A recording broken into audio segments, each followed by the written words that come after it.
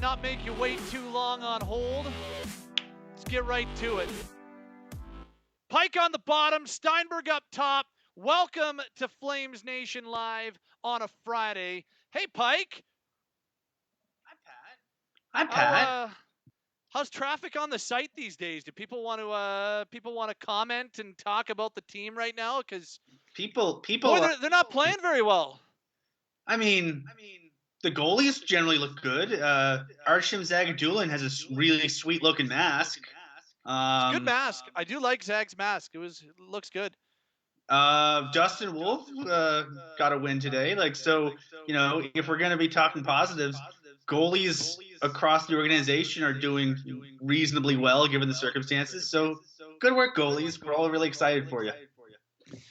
Who do we have in? JF was first in. I think that's a first for being first for JF. So big congratulations to JF and Montreal. Noah's in, Kyle's in, Jordan's in. That's just anybody who's on the chat to start getting your questions in right now if you want to talk and if you want to chat. We do have lots to talk about today. We have lots to break down from the Flames, but most importantly, look at this. Let's welcome in our brand new sponsor. Deuce Vodka is with us, and boy, could Flames fans use some Deuce Vodka with what has been going on with this team. Prairie Spirits, Brett Kissel, of course, is a co-owner of Deuce, and boy, could that pink stuff right there? I could have used a couple of shots last night doing that overtime call-in show. So, if you Deuce Vodka, what's that, Pike? I listened to you last night.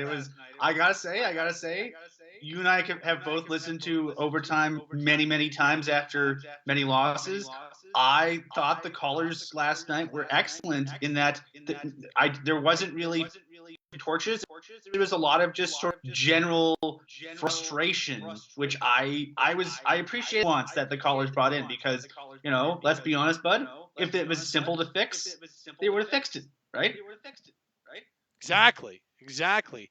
Well, they want like Deuce Vodka, the celebration vodka. We would love to be able to crush a few more vodka sodas or whatever you want to. Like it'd be a whole vodka waters, whatever you like to throw in your with your vodka mix. We'd like to be doing that a whole lot more with the Flames these days. So far, not so much. So maybe it's more to drink away your sorrows. Nonetheless, welcome Deuce Vodka. It's available in liquor stores across Alberta. If it's not at your local liquor store, yell at them to get it done. Yell at them to get them in store. Happy to have Deuce on board with us. So we'll get to last night's game in a second, the 6-1 loss in Ottawa. But right now, the conversation about the Flames it's a much bigger picture conversation to me. Like you can tell me all you want about who they need to start in goal on Saturday morning. You can tell me all you want about who needs to play with who and who should be playing on what line, who should be in or out of the lineup. But I think right now we're kind of at a demarcation point and we're getting close to it about, do you stick with this group? Do you give them the chance to salvage this season and salvage the narrative? Or do you start to think about a slight pivot and moving in a different direction? I'm not talking about tearing it all down or completely rebuilding, but if you don't figure it out soon, you're bordering on getting to a point where it's a lost season. I agree, but I disagree in the sense that a lost season is a season where you don't learn anything, right? Like, say, a lost season is like, say, let's be honest, those late Feaster years where they were clinging on to the hollowed out husk of the Jerome McGinley era, when the team just was obviously not very good, had some structural deficiencies, and they kept tilting at windmills trying to make the playoffs. Those years didn't really learn anything because they didn't really try any new kids. They didn't really try a lot of new stuff. It was just the same old, and it still didn't work. So I think it's not a lost season if you figure out how to use what's not working to move yourself forward. And it's not a lost season because the nice thing is they have a get in the Seattle is going to, depending on how the Flames manage their expansion draft list, they could be bailed out of a contract they don't like. They could get some cap space. There's going to be a different team next season regardless, but it could be different in ways that could be advantageous for the Flames if they use the rest of the season in an intelligent way. It's one of those scenarios where it kind of feels like, to your point, it kind of feels like they are close to being in that spot where they waited too long in the Feaster years. And that's not even a knock on Jay Feaster. I don't think he was allowed to make the moves he would have liked to move, at least at first. I don't think he was allowed to do anything until Jerome McGinley requested a trade. And once Jerome McGinley requested a trade, then the whole narrative started to change and they were able to start to do some of those things. But until that point, they wanted to be as competitive and get as much out of Jerome and the Jerome years as they possibly could. So I'm not saying that that's where we're talking about right now. I don't know what the verdict is at this point from ownership, but a lost season, you're right. If you don't learn anything, that's truly a lost season. But I do think that they're bordering on a death march. That I remember the last shortened season, 2012-13, that was a death march.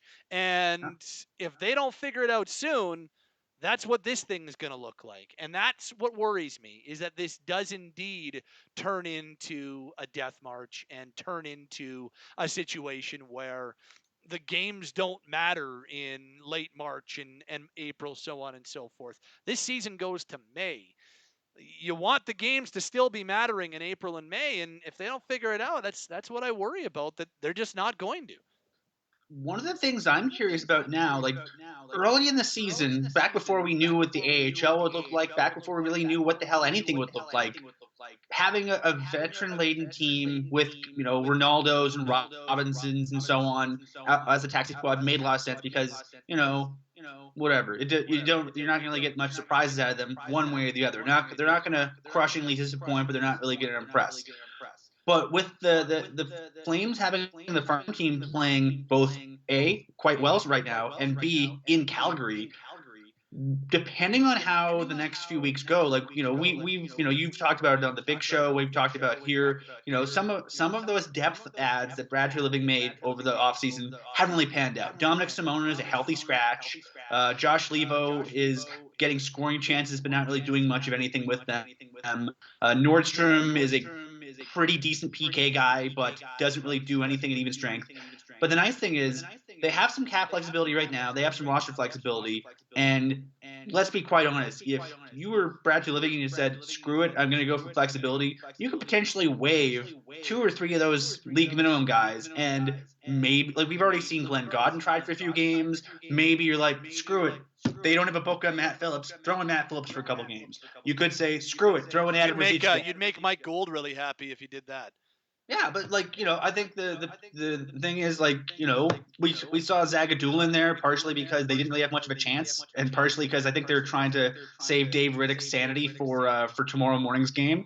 But I think things like that, I'm kind of in the mindset of let's see if we can learn something from this. And if you're playing the same teams over and over again, I got a question about this on Twitter this afternoon, and I'm going to write about it on the site probably for Sunday. I think the challenge of the Flames is you're playing the same 6 teams over and over again, and there are no surprises. So when the Flames played the Dallas Stars, for example, Dallas has some smart coaches, and Dallas can map your tendencies, and they know who you're going to use and how you're going to use them and what those guys are. And so over a repetitive cycle, when you're only playing when you're playing 30 other teams, you basically it's like when you and I prep for games. We're sitting down, we're going, okay, who the hell is on Dallas? Look at the roster, try to come up with something interesting to say, do a lot of homework, call people we know who cover the team, and then as soon as that game's over, dump it out of your mind. You're on to the next one. Got to learn everything I can about Boston. And NHL teams operate like that. Right now, though, the NHL teams in this division are operating with 6 binders. So they don't really need to dump everything out because they're using so much of it over and over and over again. And so it makes it, if you're a team that doesn't have swagger or doesn't really have a lot of flexibility or malleability in how you play, we're seeing Winnipeg clog up the middle of the Vancouver. There's a book on how to play the Calgary Flames in the neutral zone and cause them to just get completely out of their comfort zone, and everyone's doing it. And if you're playing 30 other opponents, it wouldn't be nearly as common because it wouldn't be as front of mind.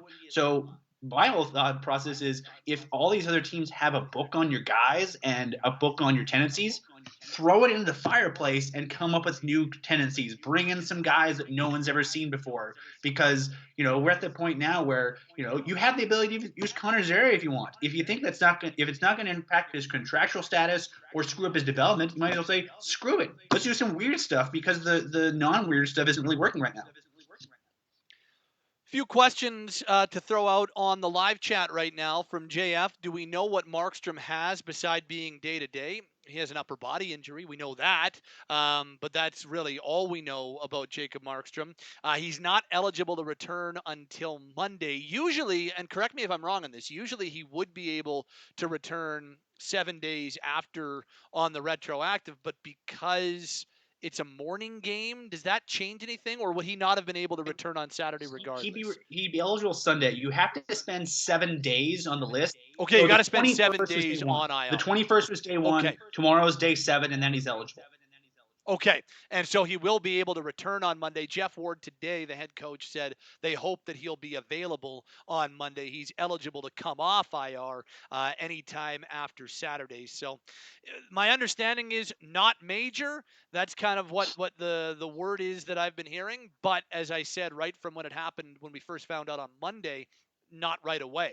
Like, he's going to miss a few games, going to need to rely on Riddick a little bit, but also nothing close to season ending, nothing major. So I think sometime this coming week is when you can target Markstrom coming back.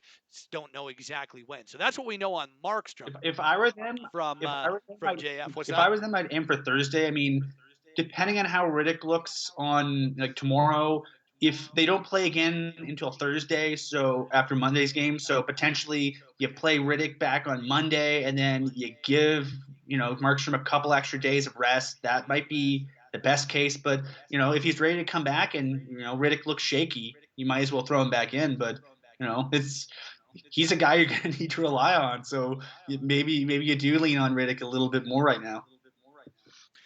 Jordan asks, do you think rather that the line changes every other shift is killing them? Maybe give it some time to build chemistry. It really needs to happen.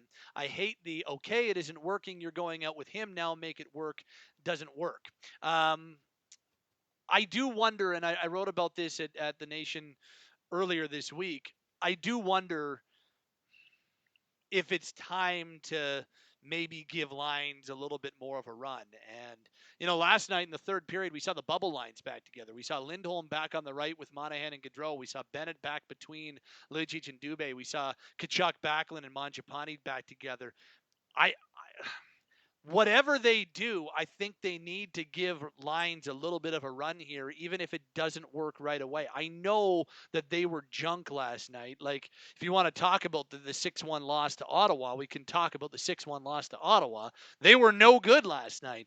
And so I guess in the third period of that game, I guess I can understand trying to get some sort of spark. What I don't think can happen is you be doing this on a regular basis. I don't think that you can be just continually cycling lines in every game, have it be a guessing game. I do think you got to give them a run at some point to see if they can work it out and see if they can actually find some sort of continuity and some chemistry. And you and I have talked quite a bit this year about how good, generally speaking, the top 4 or top 2 defensive pairings have been, the top 4 defense.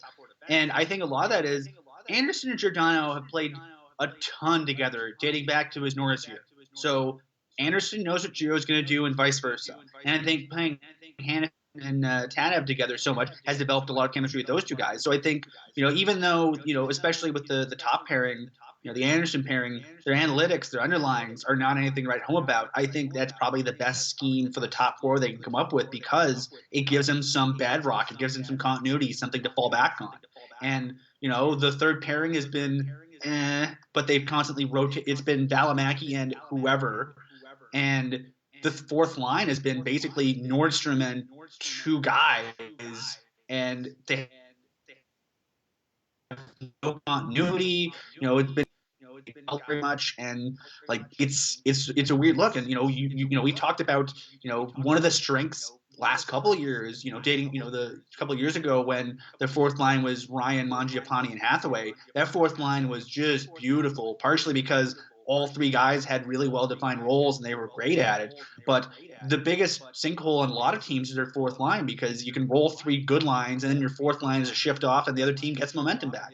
Right now, all due respect to the gentleman on the fourth line's the free space and bingo. It's a shift off. You can get your momentum back. You can get breathing room back. So I don't, they have other problems, bigger problems in the fourth line. But one thing they need to look at is continuity and a clear defined role for the fourth line, because right now they're floundering and it's hurting them.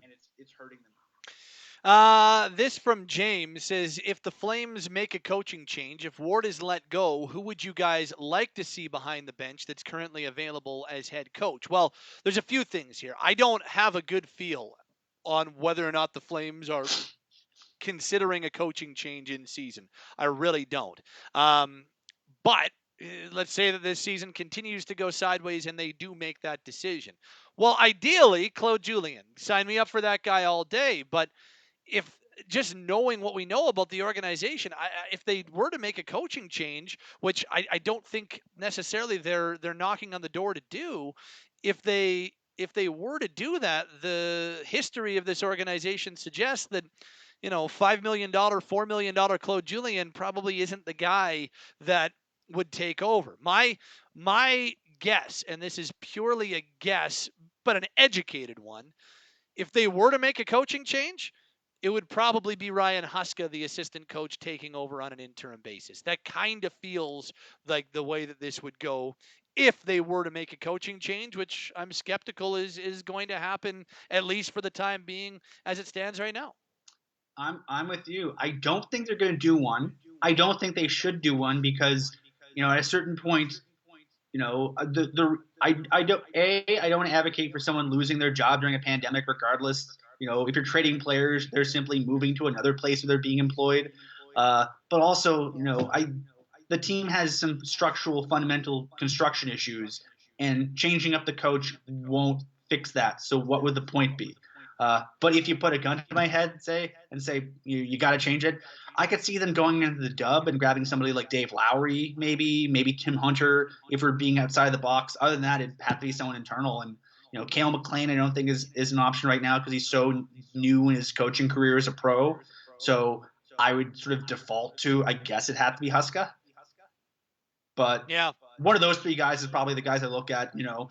Someone logistically, it had to be someone a known quantity or relatively known quantity, someone the organization knows fairly well, because if you're changing coaches, it's a Hail Mary to save the season. And so you're not going to do that with someone you don't know or trust. So the list for that's really short, because if you're doing a Hail Mary to save the season, it means that potentially there's bigger changes coming. And yeah. that, I'm skeptical that we're going to get anything close to that. I think it's going to be up to them to fix it themselves. At least until the off season, you might be right on that point. And look, I don't think that this is chiefly a coaching issue. I don't think that has been incredible either. Like, I think it has been part of the issue, but I look at it and I think that we're talking about a combination of, you know what? You want to talk about the core and leadership? Let's talk about that. I think that absolutely is a contributing factor. You could talk about construction. Is this built like an elite team right now? Well, the answer that I would have is no, because they don't play like one on a regular basis. Is there an issue with roster construction? Yes, and that falls on the GM. And is there an issue with some of what we've seen tactically and lineup wise? Yeah, I think that there's a number of contributing factors right now to what's happening with the Calgary Flames. Two more from the live chat, and one's a juicy one to wrap it up. Mike, before we get to the super juicy one, Mike says, do you think a season and team like this will impact young prospects like Dubé, Valimaki, etc. in a negative way? Does it teach them the wrong way to play in this league? I've had some talks with some different people about that, and I do wonder a little bit about young talent, but I think that this is a scenario where you can salvage it.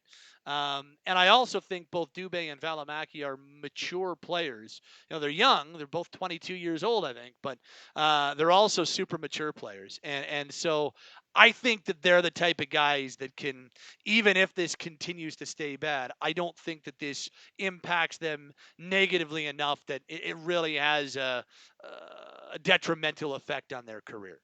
And let's just say hypothetically this thing keeps going sideways. If I'm anyone, I want to be Valimaki or Dubé right now, or potentially Mangiapane. Mangiapane's already playing, steady top the line minutes. Like I think last 7 games he was second in ice time on amongst all the forwards. So he's fine.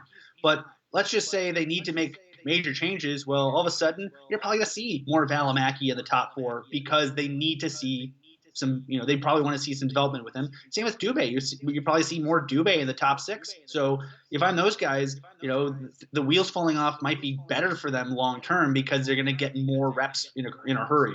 But I agree with you, Pat. I think they're not complete greenhorns. They both played several years of pro hockey. This is, I think, year 3 for both of them in their ELCs. So they'll be fine.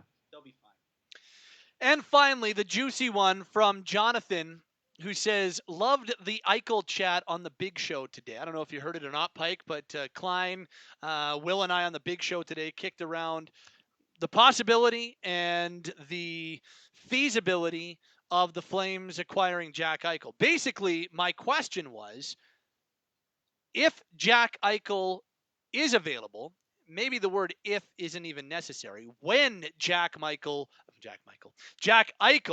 is available, Jack Michaels is the play-by-play voice of the Oilers. When Jack Eichel is available, should the Flames make an all-in pitch for him? Jonathan says, not sure if the Flames would be able to get him in the offseason, but I'd give anyone up to get him. And my question, or my answer to my question rather, is yes. If Jack Eichel is available, the Flames should be willing to do what it takes to acquire him. And I would not have anyone listed as untouchable if Jack Eichel was truly available. And I think the Flames would almost be obliged to make a serious pitch for him. And I would literally, in a reasonable package, of course, I would literally trade anyone on the Flames roster to bring Jack Eichel in. That's not disrespectful to anybody playing on the team. But Jack Eichel is a top 5 or 6 center in the NHL. He's better than anyone on the Flames roster right now. He's better than a first-round pick. He's better than any prospect. I would absolutely trade anything, not anything for him, but I would consider any reasonable package with any player on this team. I love the player. I don't love the contract. That's the only hesitation I have. 10 mil until what, 2026? 4 more years on it after this year. That is a heavy contract. Granted, he's a guy the last 2-3 seasons has been over point per game. He's 24. He's in the upslope of his career. He's only going to get better for the next 2-3 years. He'll probably, the peak pre-production for young players is about 25, 26. So he's about to hit his sweet spot for how good he's going to get offensively. So yeah, he's a great player. To make the cap work, though, you're going to have to basically cut, a lot of stuff out of your team to make the flat cap work. So that's the only hesitation I have. But I agree with you. Like he's so good. He's so good, and he can, it gives you that center that he'd be the best center on this team automatically since Nieuwendyk. Yeah, and that's kind of what it comes down to for me is what is the one thing this team has not had in the last 25 years? A legit number one center. And you know what? They made it to a Stanley Cup final 17 years ago without a bona fide number one NHL center. No knock on Conroy. But they were able to get there. That was a different era in the NHL since the salary cap. Specifically since the most recent lockout 8 years ago, the one thing that is non-negotiable when it comes to winning a Stanley Cup is having a number one center. Boston, St. Louis, Washington, Los Angeles, Chicago, These teams all have number one centers. Pittsburgh, of course, Tampa Bay. They have legitimate, bona fide point per game centers that you can put in any situation. That's not, and I love what Lindholm is doing right now. And I am a staunch advocate for keeping him at center and not moving him back to the wing. But Eichel is that guy. Eichel's an elite number one center, and that's what you build around in this league. That's the centerpiece of an organization, and that's why I think that if it actually happens and if he becomes available, like I think we all believe it's going to come to pass this off season, then I think you have to go all in for him and push your chips in the middle. You probably don't. He's probably going to the Rangers or the Bruins or something like that. That's usually who wins these things. But I think if you're the Flames, you have to make a seriously competitive pitch. It's shades of Ryan O'Reilly, Patrick. Star players just don't want to stay in Buffalo for too long. But if Ryan O'Reilly taught me something, is that if you throw everything in the kitchen sink to get a player like that, you win a Stanley Cup. And isn't that the whole point? Granted, yeah, I know we're cherry picking. Sample size of one. Just give us this. But it's true. I mean, Ryan O'Reilly is the reason why the St. Louis Blues went from being a team that couldn't get over to getting over. And Jordan Binnington was too. But I don't think they win the cup with just Binnington. You know, O'Reilly gave them a bona fide number one Selke Trophy candidate center iceman. And he's able to produce at a high level. You can put him in any situation. That's a number one center in this league. I love Lindholm, and maybe that's where he's getting to. And if that's the case, then give me Eichel and Lindholm 1-2 down the middle. But I just think Jack Eichel is that's a 90, 95 point player, and that's a number one center. That is, and then you've got Eichel and McDavid in the same province, number one, number two in the same. Anyway, we'll see. I think he's going to become available. I just wanted to end off the live today with that one because it's a nice juicy topic for everybody. As we wrap up, Pike, why don't you tell us what is kicking at the nation right now at flamesnation.ca as we see some more of our brand new sponsor for Flames Nation Live, Deuce Vodka. Look at that. I again, Flames fans could use a couple bottles of that right now. What's happening at the nation right now, Piker? We're looking at what's going wrong. We're looking at the Flames have been making a kabillion roster moves. Why? What's the point of all these roster moves they're making? It's actually low-key smart. So we're going to look at that because the on-ice product might be a little bit frustrating at times, but some of the off-ice stuff they're doing is really clever and really smart and is actually doing a lot to take care of as many players as they can take care of. And we're also looking at later in the week, probably during that gap, we're going to talk about our feelings because we're going to dig into with a little roundtable what's going wrong with the Calgary Flames, what's going wrong, and why is it not so much of an easy fix. So we're going to vent our frustrations, and we invite you to join us in doing so. For our friends at Deuce Vodka, that'll do it for today's edition of Flames Nation Live. We'll do it again early next week. He's Pike on the bottom. I'm Steinberg up top. Have yourself a great weekend. Don't forget, Flames and Senators on Saturday morning. We'll have it for you on Sportsnet 960 The Fan. 9 o'clock for Flames Game Day Live, 10 o'clock for our Flames warm-up pregame show, and the puck drops at 11 a.m. also on Sportsnet West on television. For Pike, I'm Steinberg. Have a great weekend. Enjoy the game tomorrow. Stay safe and be kind to one another. Bye, all. Have a great weekend. Thanks for stopping by.